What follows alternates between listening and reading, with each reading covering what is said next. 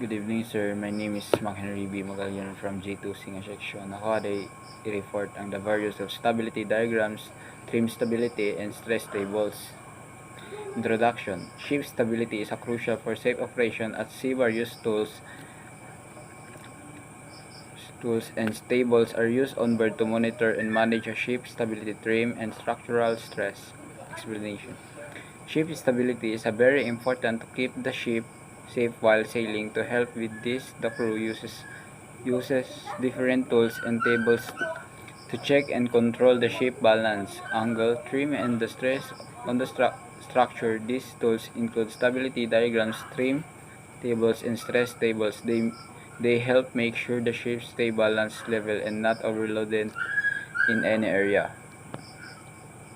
Stability diagrams. Stability diagrams visually represent how ship will respond to heeling, tightening forces. GC curve, writing arm curve.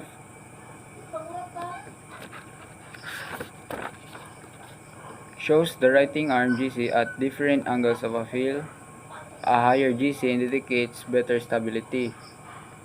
Ang gikuanan ni Sir Gaygan, ipinapakita sa graph kung paano tumataas o bumababa ang writing arm lever habang tumataas naman ang anggulo sa heel. Ang writing arm naman ay ang distansya na lumilikha ng pwersang magpapabalik sa barko sa patag na posisyon. Mas mataas ang kurba, mas malakas ang kakayahan na ang barko na bumalik sa pagkakatayo o maging maayos.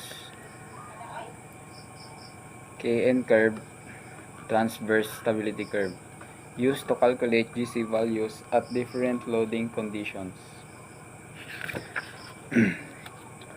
Ginagamit ito para hanapin ang GC value sa iba't ibang kondisyon ng paglo-load sa barko. Una, hanapin ang displacement o bigat ng barko sa KN curve para makuha ang isang factor nya. I-multiply ang KN factor sa KM distance mula sa keel hanggang sa center of buoyancy para makuha ang GC. Cross curve of stability. Provide GC values at various angles of heel for different displacement. Ang explanation kay paano man sir.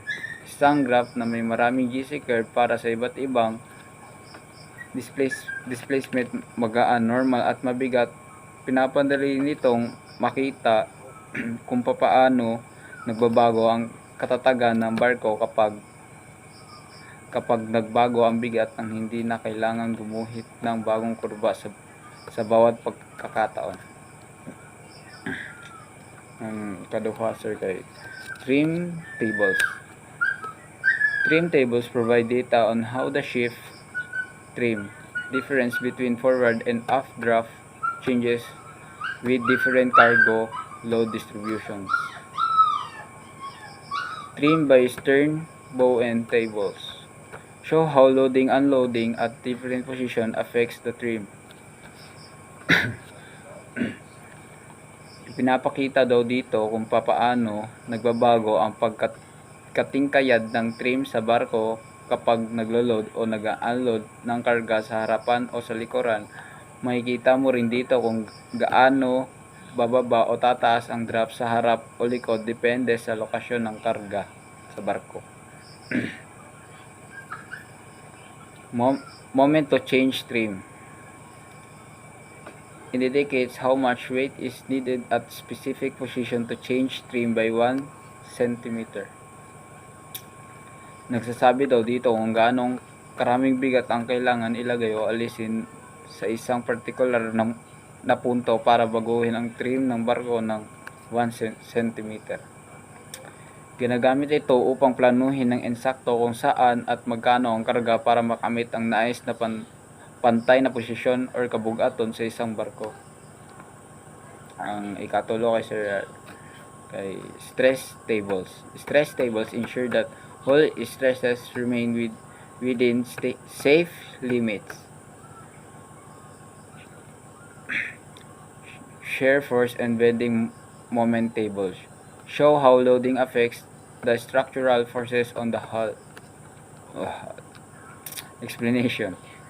Ipinapakita dito kung papaano naapektuhan ng karga ang pwersa, pahalang at ang pagyuko ng hull. Tinutulungan din nitong malaman kung aling parte ng barko ang nakakaranas ng pinakamalakas na stress para maiwasan ang ibang pagkapinsala sa barko. Load distribution charts help monitor the even distribution of weight to avoid excessive stress on the hull. Explanation. Ipinapakita dito ang pagkakahati-hati ng bigat sa buong barko. Mahalaga rin ito para siguraduhin na pantay ang distribution ng karga at hindi nasosobrahan ng stress sa ibang pang-iilan na bahagi ng hull. Conclusion. Stability diagrams, trim tables, and stress tables are essential tools for ship officers to maintain safety and efficiency at sea. Proper use ensures the ship remains upright, well-trimmed, and structurally sound under all conditions. That's all, sir. Thank you.